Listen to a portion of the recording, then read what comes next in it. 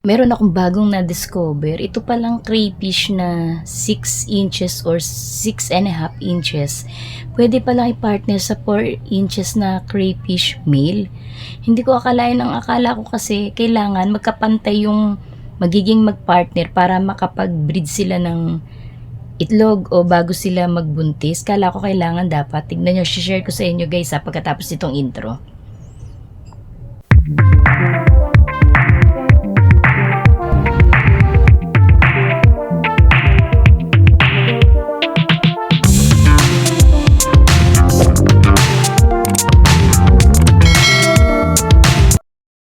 Papakita ko sa inyo. Ayan.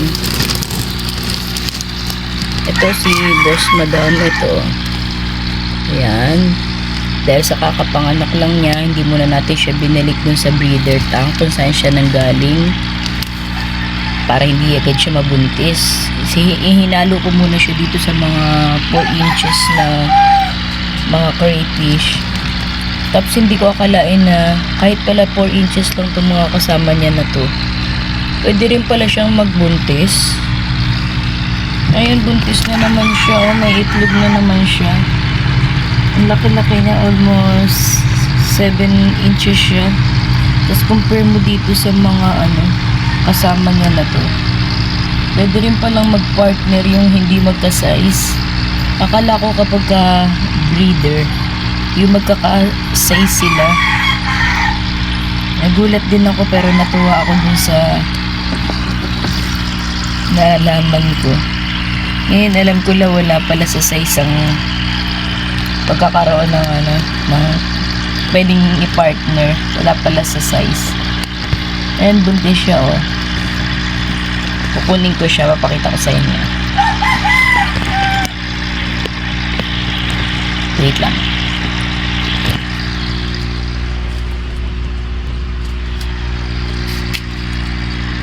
Natatakot kasi kung hawakan eh. Baka mamaya umisik na naman. Yan, masayang yung itlog. Eh, hindi pala kita pag ganito. Ayan, tingnan nyo guys. Hintayin natin siya makababa. Ayan, hindi mabuksan yung tiyan niya. Wait lang.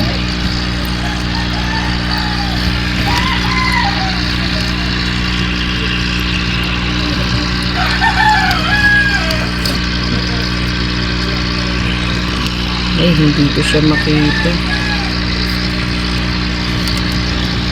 Hindi siya mapakita.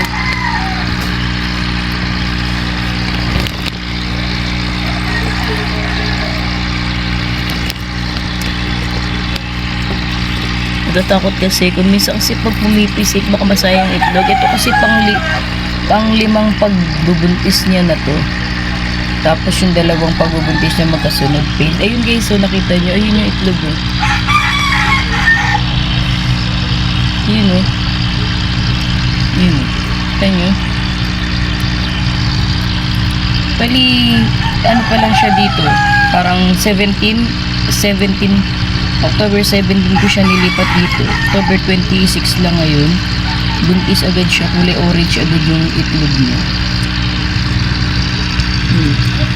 Ayun guys, nakita nyo yung itlog ayun ito pero lapit na sa kanay pinsipit.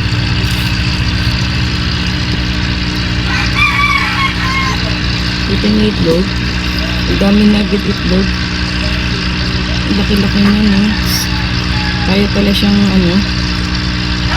nakipag-mate sa maliit o kaya pala siyang mabuntis ng maliit. Grabe, nakakatuwa na ewan kasi nga ayun hindi siya kita niya ayun nakasya.